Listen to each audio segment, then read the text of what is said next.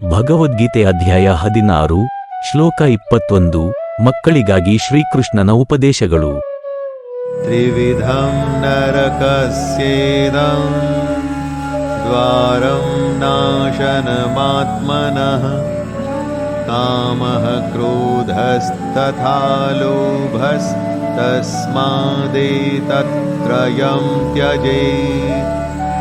ಮಕ್ಕಳೇ, ಈ ಶ್ಲೋಕವನ್ನು ಅರ್ಥಮಾಡಿಕೊಳ್ಳಲು ಒಂದು ಉದಾಹರಣೆ ಕೊಡುತ್ತೇನೆ. ನಿಮ್ಮ ಮುಂದೆ 3 ಬಾಗಿಲುಗಳು, ಇದು ನಿಮಗೆ ತೊಂದರೆ ಮತ್ತು ಅಸಂತೋಷದ ಲೋಕಕ್ಕೆ ಕರೆದುಕೊಂಡು ಹೋಗುತ್ತದೆ ಎಂದು ಕಲ್ಪಿಸಿಕೊಳ್ಳಿ.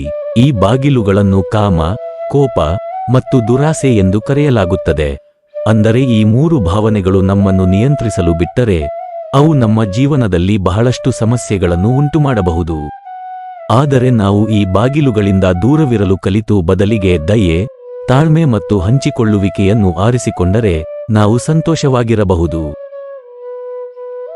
ಹೆಚ್ಚಿನ ವಿಷಯಗಳ ಬಗ್ಗೆ ತಿಳಿಯಲು ಈಗಲೇ ಸಬ್ಸ್ಕ್ರೈಬ್ ಮಾಡಿ ನಮ್ಮ ಲೈಬ್ರರಿ.